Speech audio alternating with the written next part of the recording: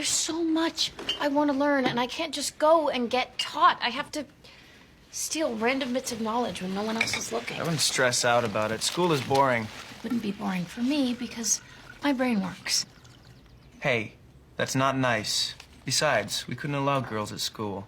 It'd be too distracting. Oh, I just want to go to this lecture. Welcome back, y'all. I'm here with Hailee Steinfeld. And that was a clip from her new Apple TV Plus series, Dickinson. I'm super excited about seeing it. She's a favorite of mine, and you were asking me before, like, why is she my favorite? And she and, like, even Jane Austen stood on their time because I feel like they were pioneers for women in the fact that they didn't do the norm. They were themselves and they were okay with it. And I love that they were a little dark, like especially Emily. Very. Yeah. So how exciting, like you get to play her. Like was that kind of, did you have to do a lot of research? I did, and it's so great to have so much out there, whether it's true or not. We have taken everything that we do know to be true about Emily and her life. This is our interpretation of her and her poetry. And, you know, she was wildly misunderstood in her time. So our show sort of asked the question of, can we understand her better in ours? Man, it's super cool. So you're executive producing because you don't have enough jobs. Like singer, actress, producer. I'm cool, keep adding them. Have you always wanted to do that, executive produce? I have. I've worked with some wonderful producers, and I think I'm just so fascinated by the process of you know, projects coming together, and of course it's always been of interest to me. But I wanted the first project that I produced to be, I mean, I wanted to feel the way I felt about this with the first project I produced, and it just feels so different and exciting, and it's just so wild that this show is a period piece, but feels so modern for so many reasons. Our music, our soundtrack is very I heard Billie Eilish, and one of the Liz Khalifa was here, and Liz is in the show. Yes. The music is such a driving force, as well as her poetry, obviously, which was so modern in a sense. If you go back and look at it now, she had such a modern way of thinking, and I've been saying this, but I think that we've come a very long way, and I hope that this show is a reminder of that, but also an eye-opener in terms of how much work there is left to be done. Amen. Yep. So did he have to audition for you? I know that they were thinking of him when they thought Death, which I thought that was kind of messed up. But yeah. But what was that like? Did he audition? Like, so Elena Smith, our writer and creator of the show, she had him in mind from the beginning.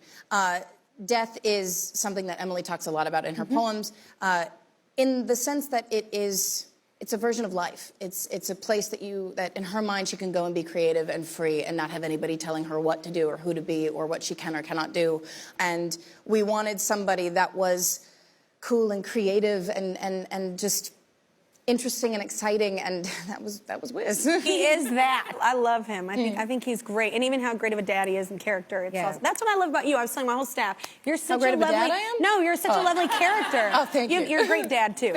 Your character speaks. Like you're so talented in so many avenues. But my thing is even I'm on The Voice, and you probably heard me say this: is the strongest voice is your character. That's the thing that you're going to leave behind, and you're such a good human, and I love that about you. Thank you. How did you think Emily would have dealt with social media? Because you're a lot younger than me, so you grew up into social media. How do you think Emily would have dealt with that? She either would have been really dark and funny, I think, or not on it. Not exactly. Either of the two. But I feel like her Twitter would be popping. I don't know. There's something about, you know, Emily on Twitter. I actually really wish we could see that. Yeah, same. So when you were 13, you talked about being bullied, like coming from social media, like and all of that. Like, is that kind of a big thing to you? Well, you know, it's funny because yes, I went through experiencing that as I think just about everyone does. Yes, we all do. And, you know, I feel like it hasn't necessarily gotten any easier. I don't know that it ever really will. But I think that, I mean, I feel the most responsibility to be myself and to spread love and to spread kindness as much as I possibly can, because I do think that's contagious, and it's a lot less energy than the opposite. It takes a lot less energy. So if I can continue doing that, being myself and doing what I love, then it's hard when you. I love you. It's probably hard for your mom too. I'm like, because I'm a mom as well, and it's hard to watch your kids. I bet your mom, especially in the limelight, I bet you that's not fun sometimes. But so just remember that when she's maybe helicoptering. But we talked about your dad. He's awesome, and I never want to work out with him. But your entire family background is really rad. I had no idea you were working with The Voice. It's so eclectic. Like there's so much diversity in your background. It is. Yeah, it's like tell everybody all the different. So, well, oh my God, I'm a little bit of everything.